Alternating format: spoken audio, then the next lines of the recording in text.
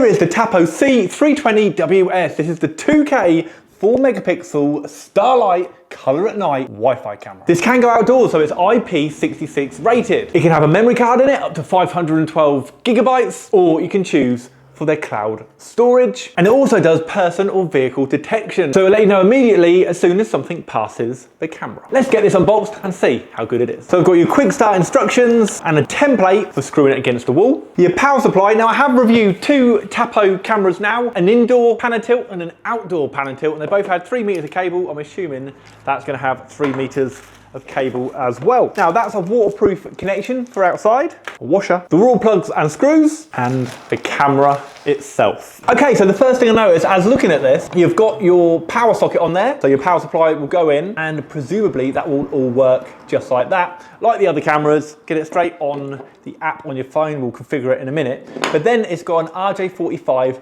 socket. So that tells me that this is probably PoE as well, so power over Ethernet. I might have to read the instructions just to double check, but that's what that connection is for as well. So we at Wade actually install professional grade CCTV cameras as well. So we do a brand called UniView, and basically that's what they look like. So I wonder if they could even pair in with one of our UniView recorders. I'll try and find out and let you know at the end of the video. Right, so what we'll do now, I'll get the power supply connected into the mains and we'll get this connected to my phone. So here we go, we'll connect it up. I'll remove the cover from the front and you should be able to see a red light appear straight away. So we know we've got power. We now just have to configure it to the phone. So it's a neat looking device. These, I guess, are going to be your antennas that are going to pick up your Wi-Fi. So because I've already installed two Tapo devices, I've got the Tapo app. So I'm just going into the app and I'll be going to add device, which is top right, the plus symbol, and then press add device. It will then ask you what you want to add because there's loads in the Tapo range. We want to go for outdoor cameras, and then it lists how many outdoor cameras there are, and there are quite a few. So we know this is the C320WS, which is that one just there. So it now says, coming back to the RJ45 socket, choose how to connect your Tapo device to your router. This connection is for setup only. So Ethernet, which is wired, or wireless. We'll do wireless. Power up and check the LED. So plug your Tapo device in and wait about 30 seconds until the LED blinks red and green. The light is blinking red and green. Now if your Tapo device is connected to the router via the Ethernet cable, unplug the cable first. So it's now asking to connect device. We're going to go connect.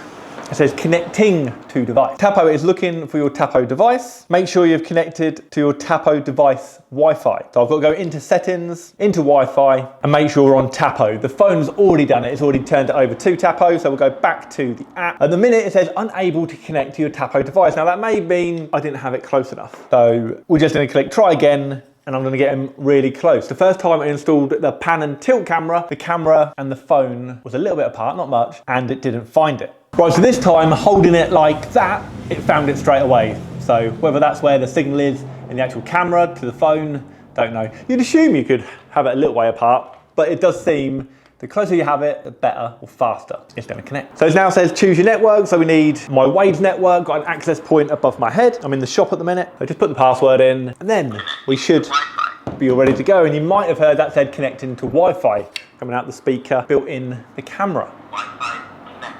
Now it says Wi-Fi connected. On the phone, it's still saying pairing your Tapo device. So they are talking to each other at the minute.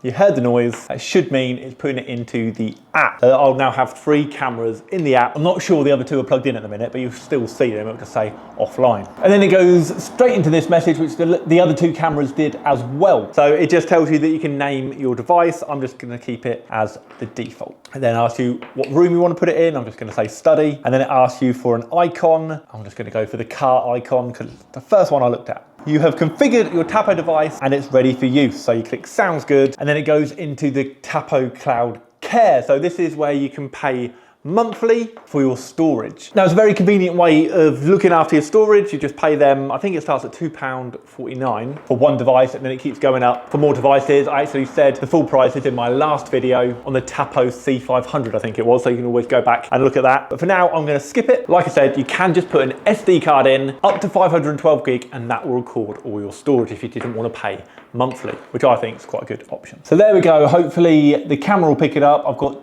2 offline devices and now 1 online. This one here.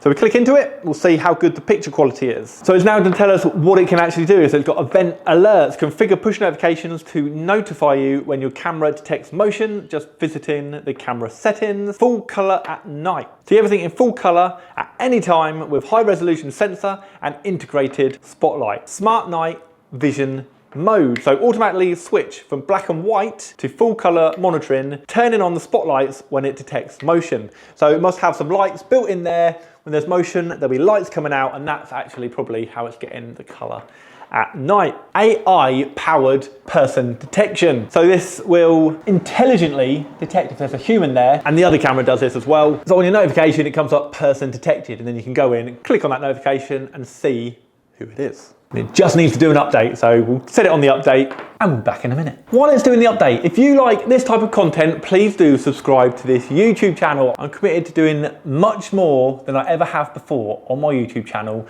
reviewing products which we sell in our shop. So please give the video a like, leave a little comment, and make sure you subscribe. So the firmware update has been done, which gives me a few minutes just to look through the instructions. And I noticed what I called a washer is actually a waterproof seal. What it's meant to do, if you have your power cable outside, you push that waterproof seal on there and then push that tight together. And then that is meant to make a waterproof connection.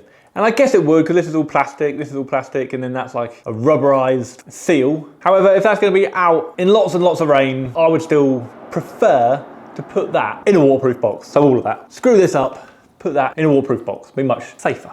However, they're saying that will be waterproof. So here we go. That is all working on my phone. So if I just point it at my face, you should be able to see my face through the phone as well as over here. So you can see it's working. If I move the camera, it's all working well. Now, the other cameras I've tested had 3 settings. So you could have a low resolution, a HD ready, and a 1080p. This is a 2K camera, so there should be more settings. So I'm just gonna find the setting, which is in display settings. So rather than having that low resolution setting, the basic one is 720p, which is data saving, and that's the one it's on as default. So what you wanna do is go into that and move it up to the 2K. There is an option of 1080p, which is full HD, but this is a 2K camera, you're paying for a 2K camera, just put it on that. Now the only downside to it, if you just had a small SD card, it's gonna use more data, so you won't be able to record for as long. But just make sure you either pay for the storage or you have a 512 or as large as you can get SD card. So we'll put it onto that one, and we should now get a much improved picture just there. So what we're going to do in a minute is actually put this one outside where I put the previous camera. I need to know what the night vision looks like, so I'll record the information and then I can play that back in a little while. But let's just go through a few more things on the app which are specific to this camera. So I can see a little icon in the main screen there which says light. So if I press it, it says turn on the spotlight temporarily. So spotlight will be turned on for 5 minutes. You can customize the duration in the camera settings. So I'm just going to turn it on just to show you what it does. So there are the 2 lights just there. And like I said earlier, when somebody's walking across this or there's motion, it should bring up these lights, which at night time will then show color at night. So if I just tap it again, and they are now turned off. Now, like the other cameras, you can talk through it. So it's got 2-way communication. To say someone's just outside, you can have a little chat with them. There's an alarm, so you can set the alarm.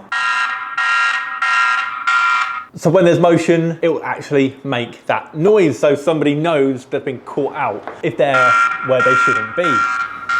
There's a privacy mode, so when you press privacy mode, it will stop recording immediately. So there are spotlight settings. So you can go into that and you can turn the brightness up and down. As default, it's on number 3, and you have a choice of 1, 2, 3, 4, and 5. So 3 is right in the middle.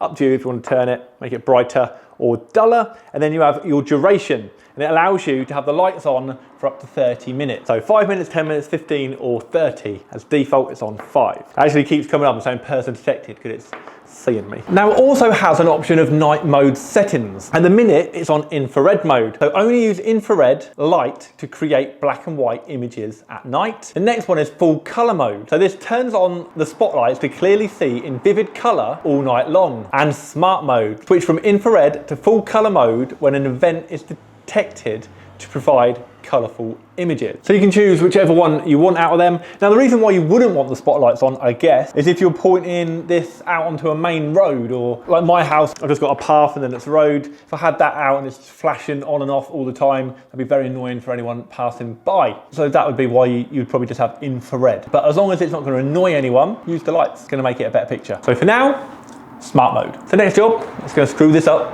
outside. 10:15 at night and I'm just checking on the camera. If you can see, it's just over there with the green light on it. However, my floodlight is on and I want to do a test without any lights. So I'm going to turn the floodlight off and this kitchen light. So now it's completely pitch black. As you can see, we've got it set so the lights actually come on when it senses movement like that. So this is the picture quality. I'll also screen record this just so you can see how clear the picture is.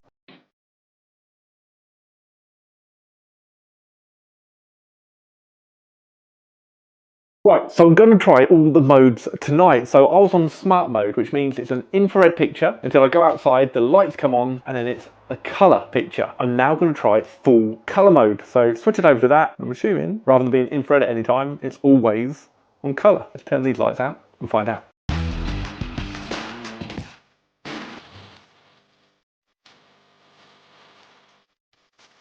And now I'm going to change it to infrared. So it's only going to use infrared to create the black and white image. But I still think it's going to be quite a clear image. Let's find out.